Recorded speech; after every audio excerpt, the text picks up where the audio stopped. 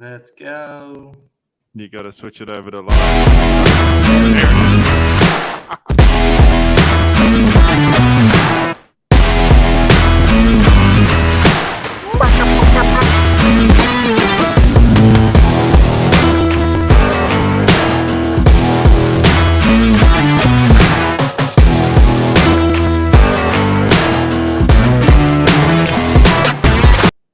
There I just love that. I love that intro. What a beat. What a sick beat. I love that thing. I was going to let it go for the whole minute 44, and I was just like, oh, no, let's go. No, I think it's only Welcome. 3 minutes long, so that we can't really do that. But All right. Thanks anyway. for joining us today on In the Zone, and we'll see you all next week. Oh, jeez. That's we're gonna have to say that one for the end. But for now, you are in the zone with Cranky and the Swag Man. Unfortunately, Snoozy can once again not make it to this recording. But oh well, shit happens. What can you do? It is what it is. When work comes. It's it's one of those jobs where you get called out last minute, and then you come home and you're literally just about to walk in. Everyone's like, "Let's record." It's like, I've just gotten off work. It's like, Yeah. Nah, totally understand. I wouldn't want to record straight after work either, especially if it was a stressful shift, as we all know they can be. So, They can be, and a lot of people don't think that about traffic control, but it can be a real brain pickler of a job because you get those moments where you just run off your fucking feet.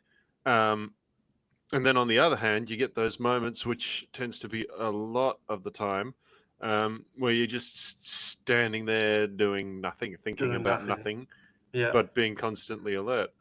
It's insane with how long the shifts are. And there was a thing on the news recently. I don't know if you guys seen it, but someone passed away. It wasn't due to traffic control, but it was in the construction industry. And it just brings highlight to the work health safety side of things, not just to that industry, but into traffic control as well. So, I'm not saying that the deaths that are happening at the moment in the industry are good, but hopefully it's now going to prompt change again. Because obviously traffic control and construction almost hand in hand. When one thing changes in construction, it's usually a flow-on effect to the traffic control. Because 9 times out of 10, every construction site has traffic control. Well, yeah, we are primarily a construction peripheral industry. So, yeah, it's just crazy how it's everything's now starting to change. Bring light. There's a few traffic control companies here in WA that have been pinned by WorkSafe, and they've had to make changes severely because they've grown and then not made change as they've grown. So now they're getting pinned with compliance, fix orders, and if you don't comply, you just get pinned again. So it's all for the safety of the workers, but. Lately, work has just been hectic. Like the traffic control is just getting absolute rampant. Like all over Perth, tell me about every street nearly. There's some form of council works going on that have got traffic control, or main roads are doing something and got massive traffic control going on. Yeah. Coppers were sitting in the 40 zone just outside on Mandurah Road here. Sitting there just pinning every vehicle coming through because they know no one's slowing down on a weekend because there's no workers. Everyone's still flying through, and the traffic controllers left their signs up. Here's the coppers at the other end pinning them with the laser. Loved it. I was going to get a small snippet off my dash cam and then upload it. I was just like, you should have. I should have. Should have uploaded it to what's the that camera Australia, dash cam Australia. No, I was going to say you should have just uploaded it to Shonky TC. Oh yeah, it's Shonky TC. Because that works both ways. It's not just the TCs, it's the fucking drivers that are shonky as well. What's it like over there? If you guys say you've got a site that's on, and you know the workers ain't going to be there on the weekend, do you just put your signs down, or do you leave the signs up throughout the whole weekend? It depends on what the aftercare sign requirements are, because, like, say if you're working on a motorway, right? Yeah. There is a massive job site going on the M7 here, It's been going for over a year now. I think it's actually closer to 2 years now. And that is constantly reduced to 80 kilometers per hour, purely because they are always changing lanes over and things like that. Like because what they're doing, they're adding lanes. Yeah, right. Okay, so So like expanding it out. yeah, you'll get these sections where what used to be a lane is now Jersey curbs, and you're being shunted over to the right or to the left. Yeah, right.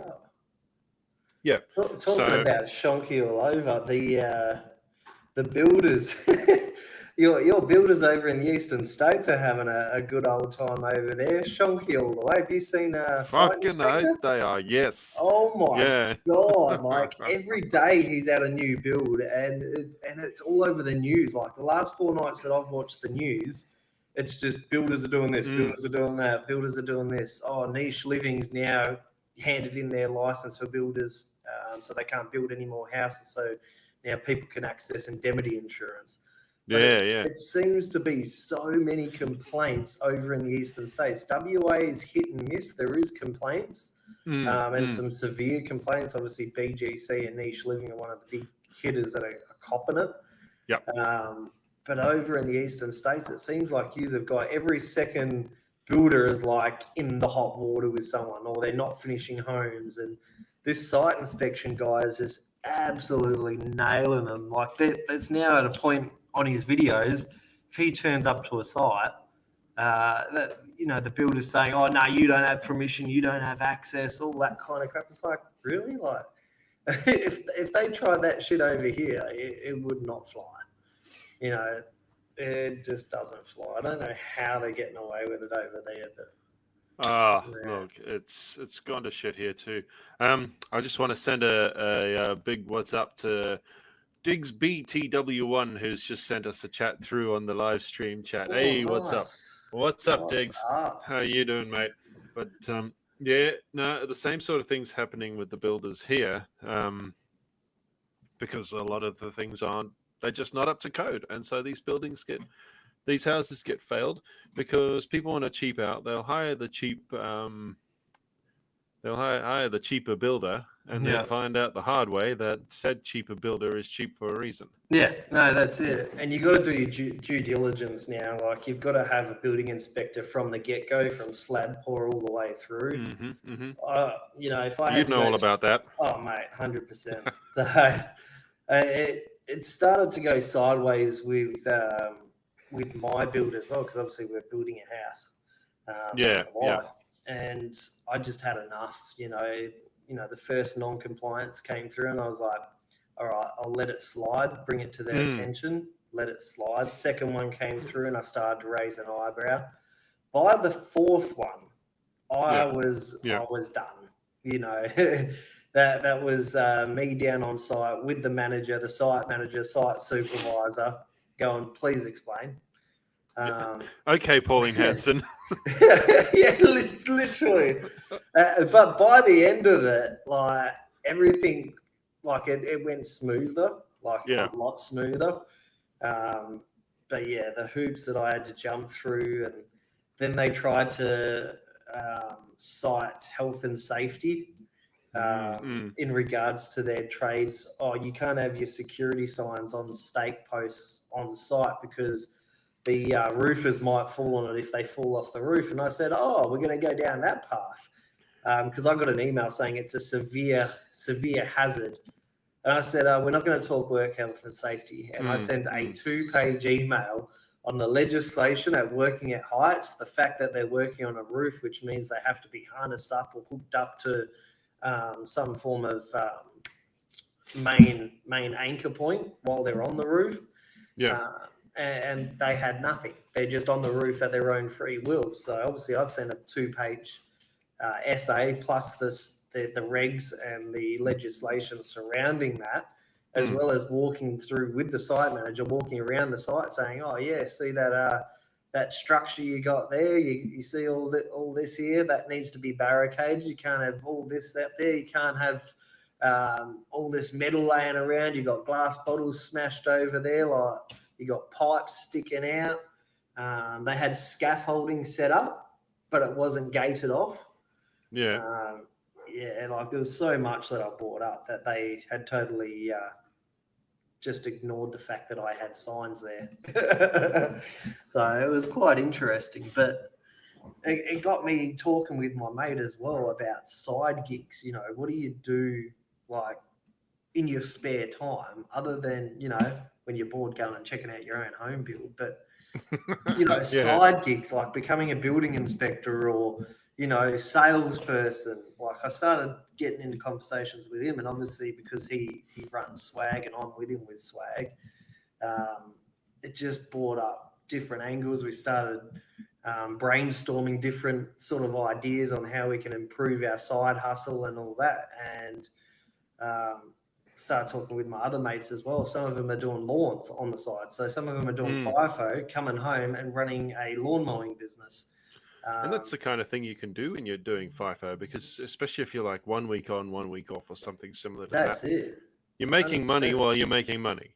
Yeah, exactly right. You know, I've got friends that are doing like beauty care sales and all that from home, making money at work, being an accountant, then coming home and doing beauty care. It's like, Well, bloody hell, hell. I'm an Uber driver on the You're side. an Uber, so, yeah. I just signed up to know. that as well, but then they're Oh, like, yeah? you need to get a police clearance, and I'm like, hang on, so I've got to get a police clearance to be an Uber driver for what reason? It makes no sense. Like, It's just to make sure you haven't done anything funny with ladies and children in the past.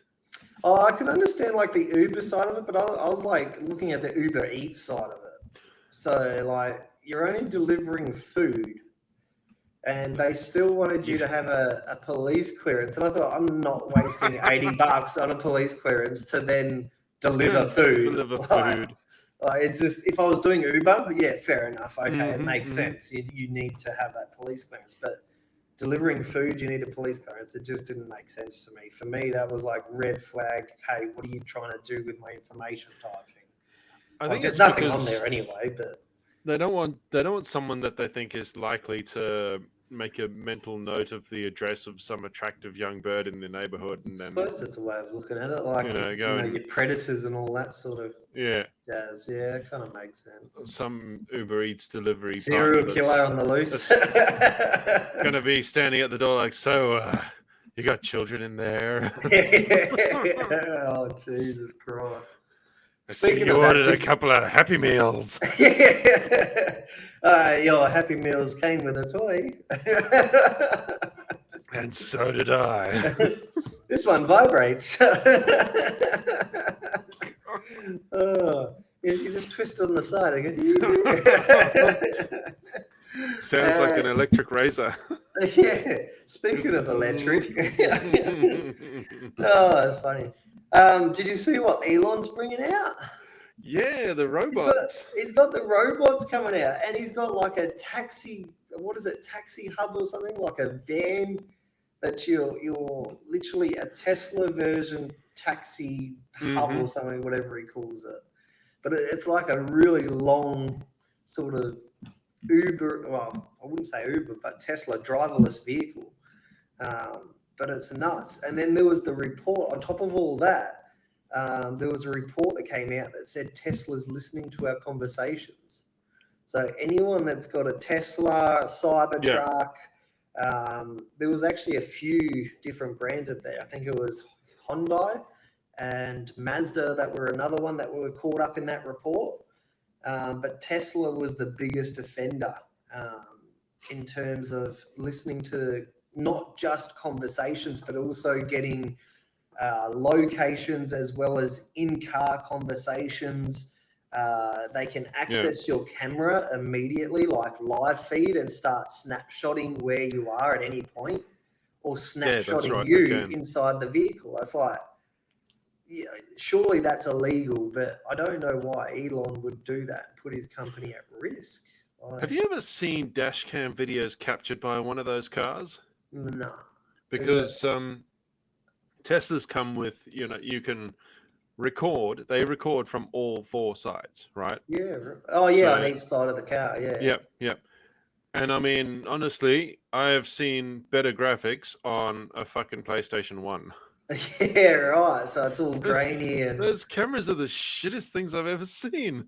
like you'd think you'd put decent cameras in there, like especially You'd for think what he so. charges as well. Like Yeah. I so, mean, like, he's charging an extra $15 as well to get per month to mm, have the live sat maps.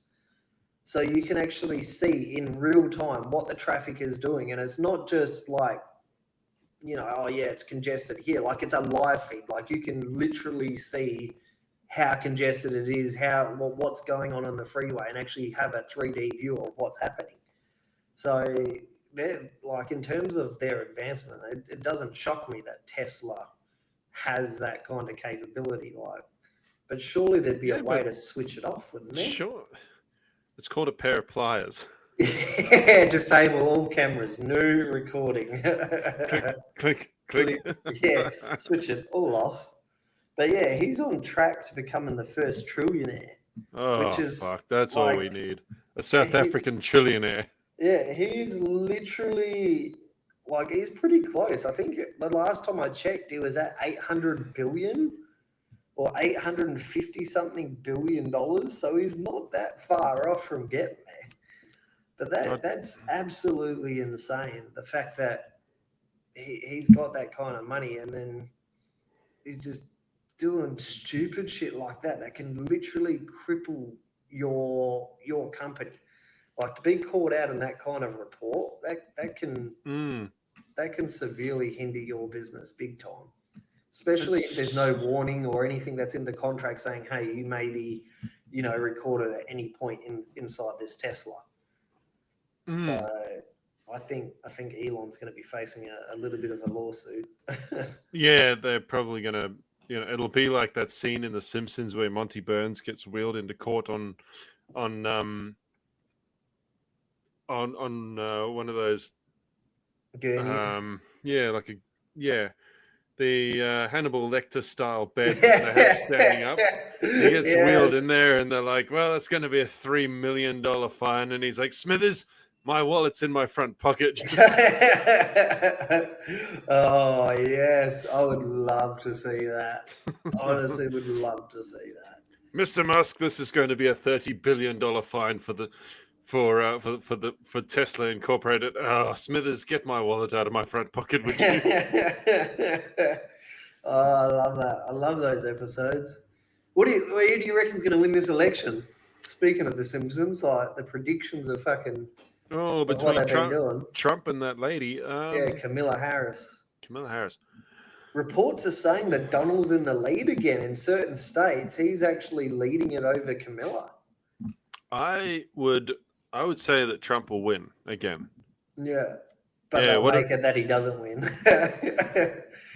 The Simpsons fans will make it so that he doesn't win. Oh, well, look at the last time. Apparently, they found voting ballot slips, thrown out on the freeway. Like the voting hadn't even been completed, and they'd already announced who the winner was, and there was still there was 3 truckloads worth of ballots just thrown out on the freeway before they'd even been counted. So yeah, that's it was true. rigged from the start. And America has ways of rigging their elections. Like, ask yourself, why are we still voting in pencil? Why can't we do our voting in pens? Like, why is it that we go to an election and they hand you a pencil to do your voting in? Like, one, you can do it electronically. Why can't we do it electronically?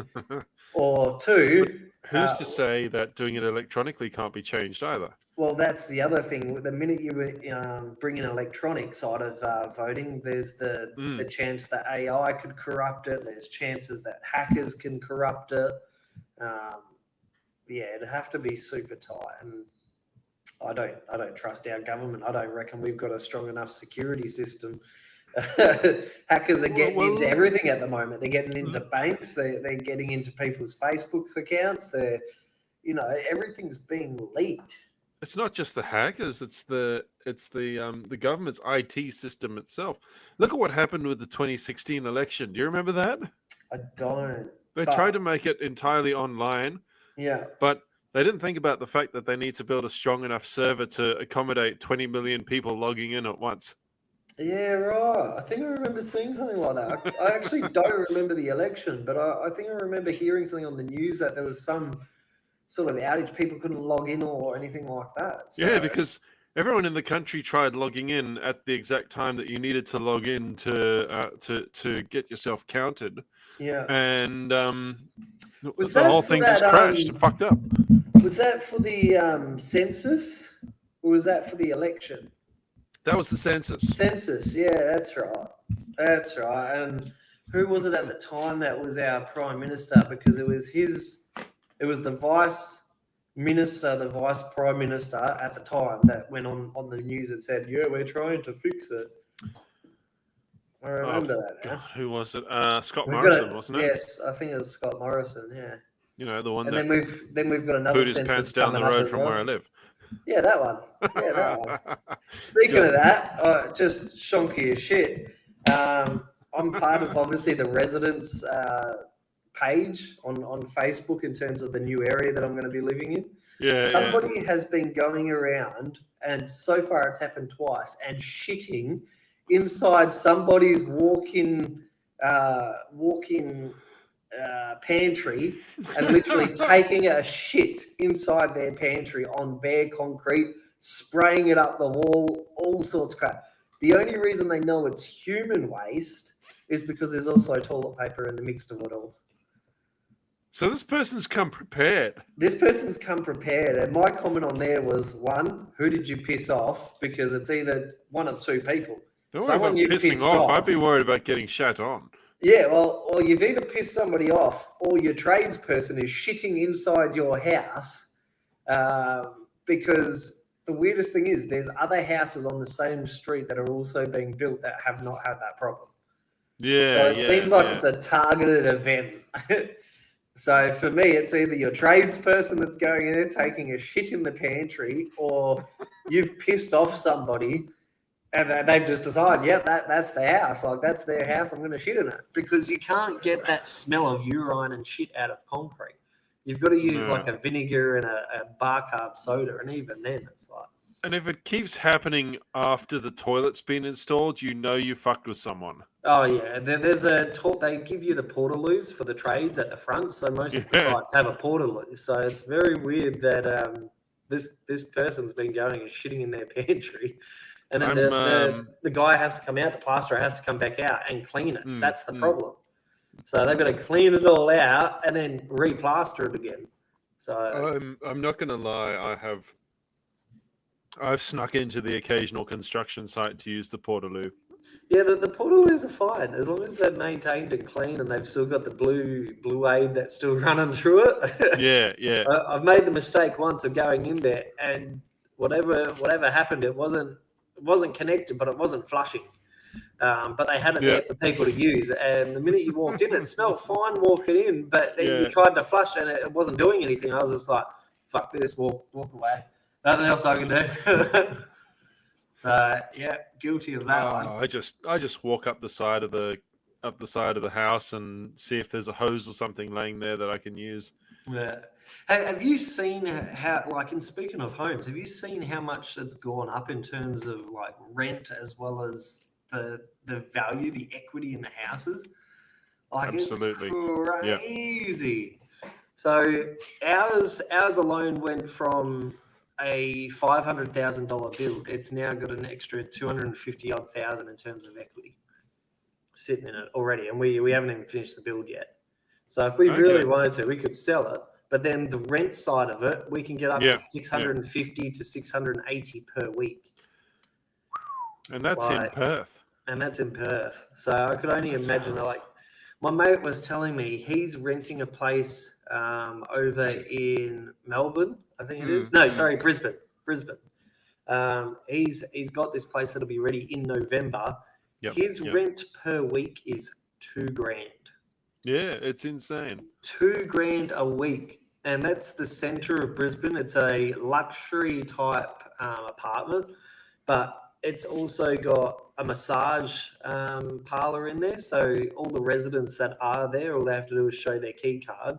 Yeah. and they get free massages, so they don't have to pay for it. It's got a sauna, Mm. gym, swimming pool, spa. It's got the whole works, but it's $2,000 a week, and I was just like, that's like 96 grand a year. I couldn't imagine spending that much. Oh, that is a hell of a lot of money. I know I'm going to be in for a rough time in about a year's time when my lease comes up for contract again, Yeah, because I know that they're going to add a massive whopping amount to the rent. yeah, Because when we started with this place, it was 510 a week. Oh, sorry, 500 a week. It's 510 now. They put it up by $10, yeah. right? All of the other rental houses in this area are going for about 700 to 800 a week, Yeah, yeah, right. and that's Western Sydney. I live 40 minutes away from the city. Yeah, right. And you're still copping it. Yeah, So you're going to be up for changing states then. I think so. I think WA is looking pretty good this time of Yeah, year. yeah. WA is pretty good. You just have to be in the shonky end. So just to keep our content going, you know. There's Swag Man going, don't come and move near me, cunt. Get out of Yeah, here. yeah. Just go down the shonky end, go to Coognup. Even our bad areas are actually becoming sort of semi-good. Like Coognup, for instance, so they've started to get like bigger apartments in there. It's a little bit more cleaner. But yeah, you still have your derelict areas. Like you definitely find it's nothing like Blacktown over there, Blacktown in Sydney. Good old Blacktown. Blacktown over there in Sydney. I went past on the train mate. that, and I seen that, and I went, "Yeah, I'm not getting off the train here, eh? Just keep going." Blacktown has changed so incredibly much, and same with Parramatta. Yeah, Both right. of them now are just jam packed with high rises. It's insane, and I hate it. You're joking. So you can't even get I a wish I decent sized was. rental in there either. You cannot. There is no such thing as a low income area in Sydney anymore. It's getting Wow. ridiculous. So I it's mean, becoming impossible to live there. You basically got to be. I reckon Sydney is literally like our Hollywood. Sydney is our Hollywood. oh mate, And I can't stand this place. It's super expensive. Like WA is expensive, but we've also got the jobs here and the mine sites here in WA to compensate that sort of area as well. Yeah. But not everyone does FIFO over here. There's a lot of backpackers. Like I get a text message daily, emails daily to, hey, we need you out on site. We need an operator. We need work health safety. Oh, we need a TMA operator, a traffic operator. Like every day, if I needed the cash, I know I could get it easily like that. Yeah. But in terms of the rent side of it, if you don't have a second person in your family, like your husband, or you're both working, it makes it really hard. Like single families are struggling. I know my sister's her rent's about to go up to $750 per week, and that's just in Baldivis. Yeah. And Baldivis is like, it's not a high-rise area. It's not it's just a nice little suburb. I wouldn't say it's bad, but I wouldn't say it's good either. There's nothing special really about Baldivis.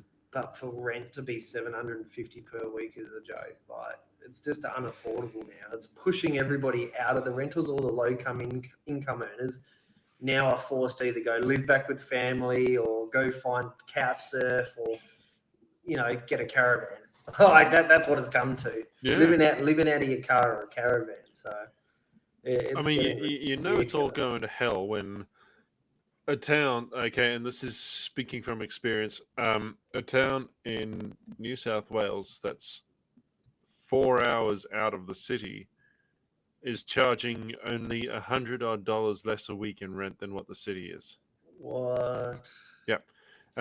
See, I spent my teen years, as I think I've discussed with you before, living in a town called Cooma, which is about 4 hours south.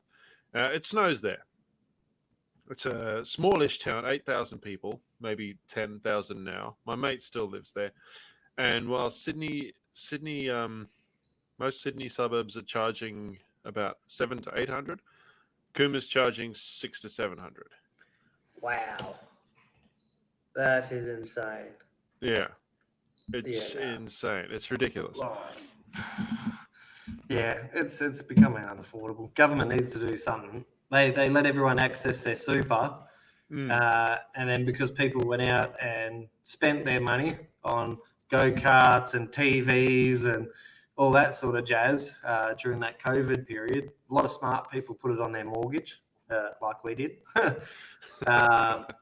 But yeah, these the kind of situations where the government needs to say, okay, you can access $5,000 or $6,000 of your super for whatever reason due to the situation we're in.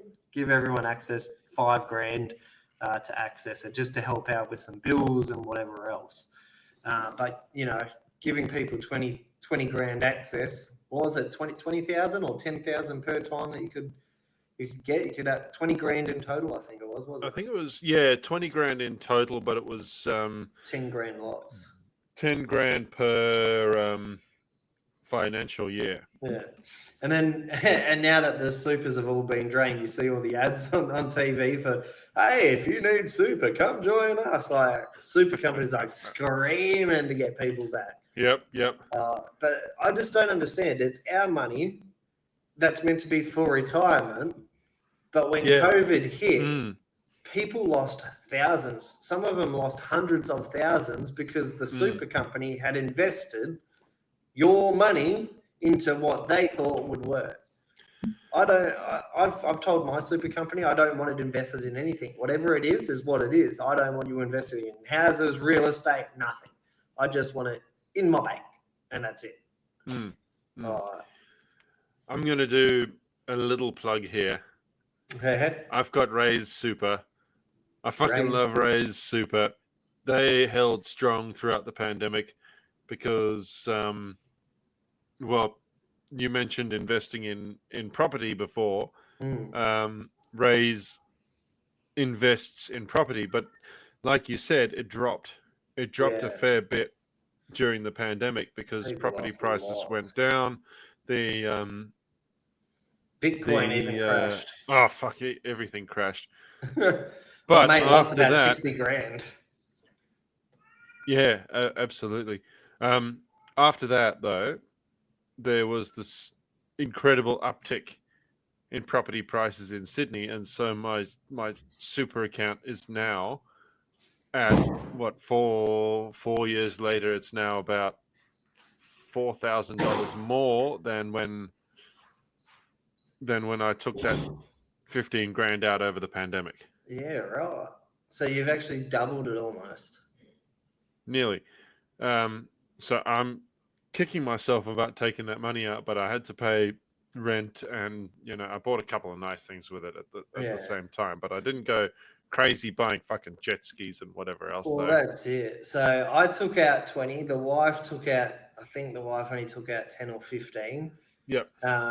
We put half of it. Well, actually, we put like 85% of it into the mortgage. And then the rest of it, we just paid off bills. Paid out our solar, paid out some of the car. And then we just went on a new honeymoon. Like, let's go on a new honeymoon with it. So we cleared out everything. You put it all on stuff that's essentially an investment, like the solar, for example, 100%. Paying off the car. That's all stuff that just makes your life a little bit easier. You're not buying a damn 100%. Jet ski or a fucking boat or whatever to go and sink in the Georges River. Yeah, and that's what a lot of people did. They went out and bought boats, bought jet skis, go-karts, just stupid crap. And even somebody that was sitting on Centrelink didn't have a job. The reporter goes up to him and goes, "Oh, so what did you spend your money on?" And he just happened to have this go-kart on the back of his ute. And the reporter goes, "Oh, so do you have a job?" He's like, "No, I'm on Centrelink. Like, it's really hard to get a job." And so I bought a go-kart. I've always wanted a go-kart, so I bought a go-kart. And they're like, "What about your rent and bills?" They're like, "Oh, that's going to be there tomorrow. I didn't pay any of that. I just really wanted a go-kart." I was like, "Oh my God."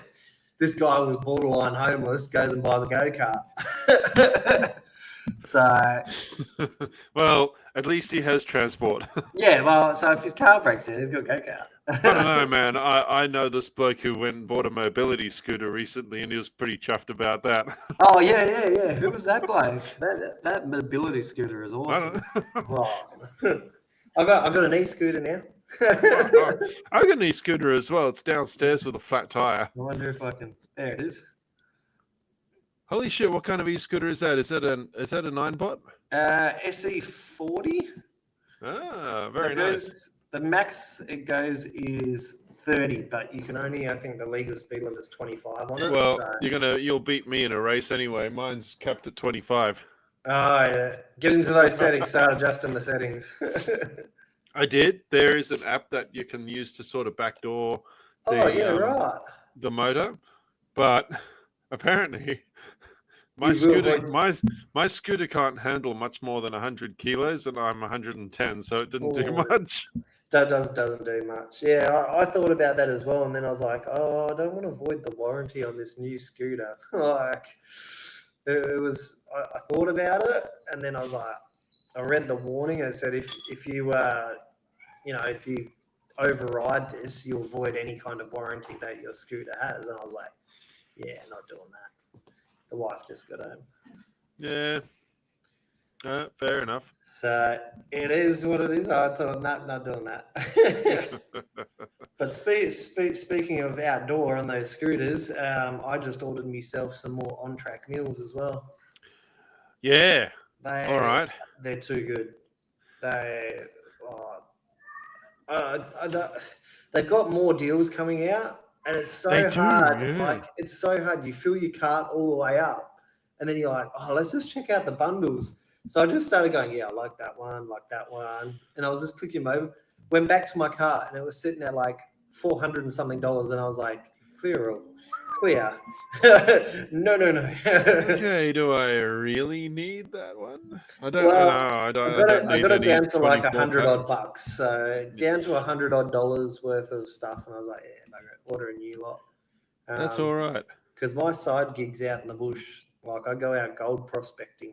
So Yeah, hopefully this time I don't lose any gold, and I'll come back with it.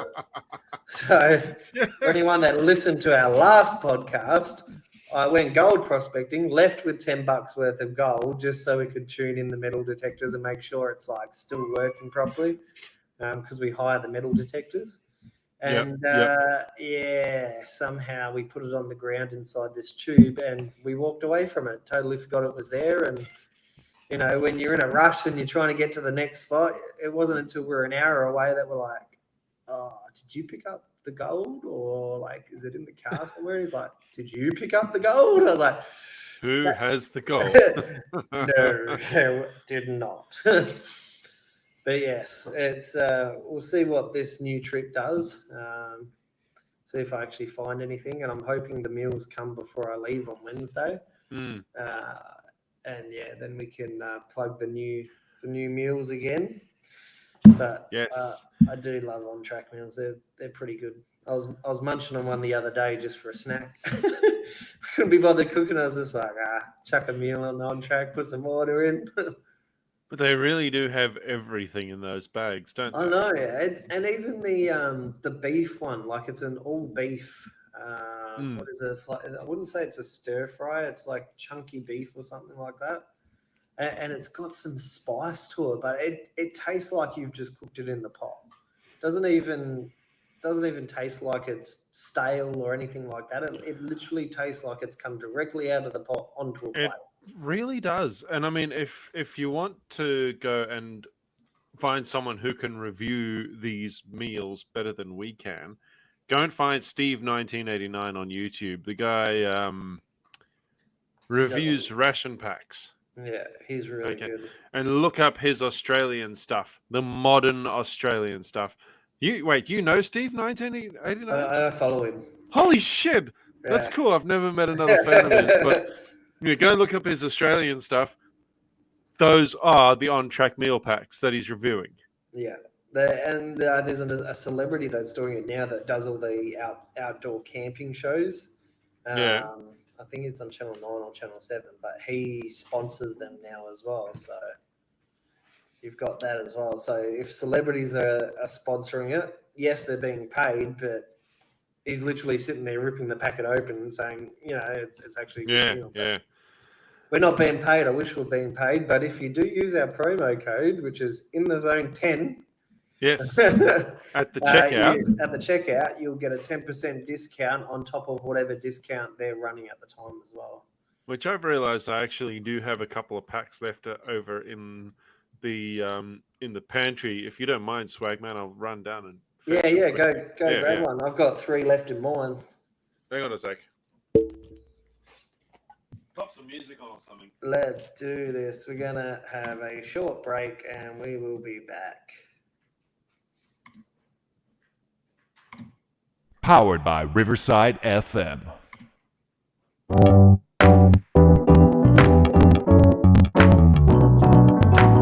Powered by Riverside.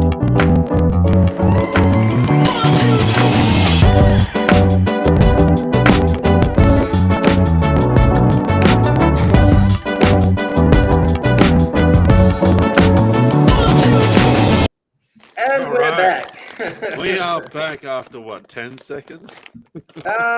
21. 21 seconds. But seriously, have a look at that.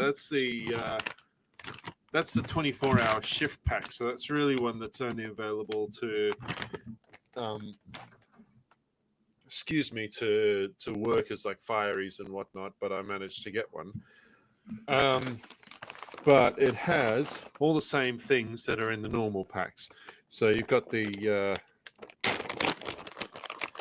most of the normal packs won't come with that, but that's breakfast in a bag. That right there is muesli. The berry muesli. For some reason, they don't give you any powdered milk. Yeah, right. So you got to order that separately, or? I don't know. You got to bring your own milk, which to me is the biggest fucking thing to carry when you're camping. Yeah, well, I've got a camper's fridge in the back of the car of mine. La-dee-da, okay. I'm fancy, okay. I've got the new Starlink set out. I got Wi-Fi out in the bush. So what's the other thing that they've given you there? We got the John West tuna pack that comes with the little biscuits. Is that inside the ration side? Is it the ration pack that all comes in the bundle? Yes. Yeah. Yeah. But the pièce de résistance is oh shit, let me get these things out. Comes with a couple of these guys because this is a 24-hour pack. Yeah. It's come with a few meals, but these meals are all available to be purchased. We have tender lamb and pearl barley, which is something you should look forward to. That's a nice one. I've got that one. Coconut rice pudding, which if you mix that with the tender lamb and pearl barley, or you can mix it with the chili con carne. Yeah, that would be nice. Oh. Mate, that's dinner sorted. Yeah, I'm hoping my bundle turns up before I leave. And then there's something in the 24-hour pack that nobody else gets. Oh, no way. Yeah, the Allen's Party Mix. Yeah, right. They're back in stock. There's so many different varieties and bundles on there, and their pricing is really good as well. Like, it's nothing outrageous on their pricing. Like, it's pretty good, and most of them come with the heater bags as well, so you don't have to buy them separately. Yeah, exactly. And like you go online there and you see they have like a fortnight supply. They have a fortnight supply pack, and what is it, like $450 or something like that. Yeah. And at first, so many meals is in there. You look at the price, you're like, that's a lot. But seeing it all in one place, you think that's it. You think that's a lot to fork out at once. But then you think about doing your grocery shopping. How much money are you actually going to spend on a fortnight? A fortnight's worth of groceries. You can easily spend at least $300. Oh, at least, easily. So that extra $100 or so is a perfectly good trade-off for. And something if you chuck it on Afterpay, it's even cheaper again. Yeah, that's you're it. covered. And also, we get $40 out of it. Yeah. Oh, and speaking of that, I've got the wife calling me as we speak. Her head is in the toilet at the moment, so I think she is unwell. So we will find out what is going on. But All right. Well, I do have to shoot off. So I'll leave this one with you, Cranky. And we will see you all next week. yeah. See you all next week. All right. Off you All go, right. man. Take it easy, guys.